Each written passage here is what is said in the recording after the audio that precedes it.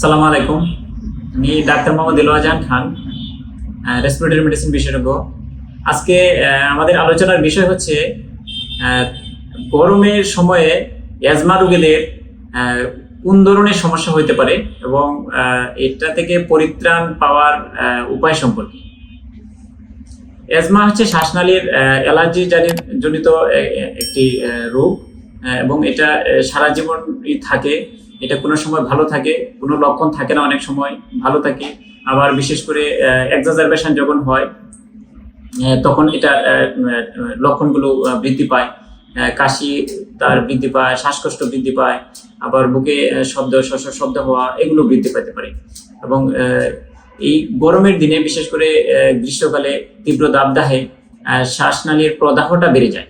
প্রদাহ বেড়ে গেলে অ্যাজমা রোগীগুলোর তার লক্ষণগুলো তীব্রতর হতে থাকে।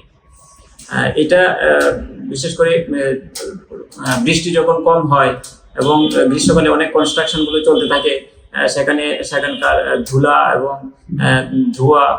এরপর আরেকটা সমস্যা হয় যে অনেক গ্রীষ্মকালীন এবং বর্ষাকালে থান্ডারস্টর্ম মানে হয়, সেখান থেকে ফুলের রেণুগুলো ছড়িয়ে পড়ে বাতাসে, সেখান থেকেও অ্যাজমা রোগীদের কাশি শ্বাসকষ্টগুলো বেড়ে যেতে পারে।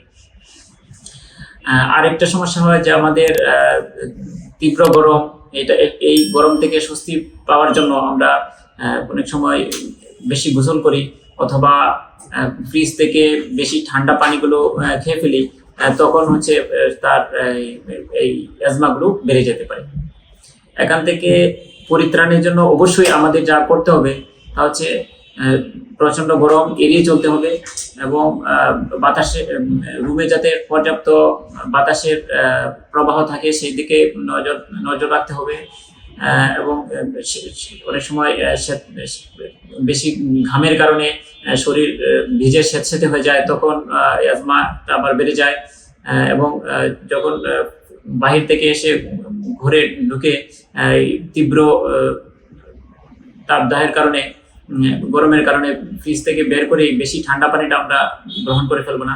অবশ্যই সেটা ঠান্ডাটা কিছুটা কমিয়ে নিয়ে নর্মাল পানির সাথে টেম্পারেচার যাতে একটু মিক্সিং করা হয়, তাহলে হচ্ছে তার এই বেশি কাশি শ্বাসকষ্টটা সাধারণত বাড়বে না বলে আশা করি।